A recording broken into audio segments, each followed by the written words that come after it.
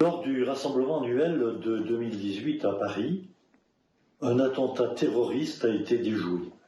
En conséquence, 4 personnes, dont un diplomate au service du régime, Assadollah Assadi, ont été arrêtées et jugées en Belgique. Assadollah Assadi est un officier de renseignement important pour le régime iranien. Lorsqu'il a été arrêté, il était chef du service des renseignements du régime iranien en Europe, basé à l'ambassade du régime à Vienne.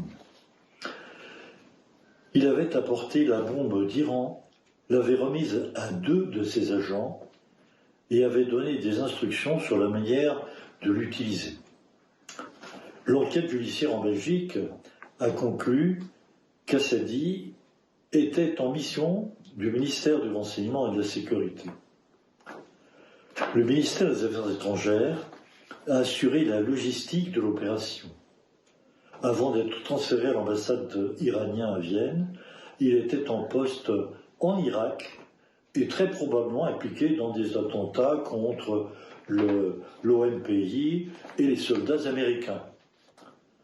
Le projet d'attentat stoppé in extremis à Villepin, qui pourrait être l'incident terroriste le plus meurtrier en Europe, était supervisé par Assadi, qui a bénéficié, disons-le, des facilités diplomatiques pour transporter les explosifs de Téhéran en Europe.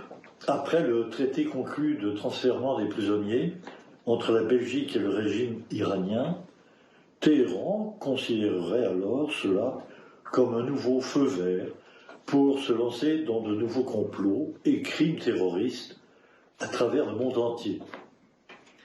Si la communauté internationale entend mettre un terme au terrorisme mondial, elle doit adopter une politique forte face au banquier central du terrorisme international, la théocratie au pouvoir en Iran.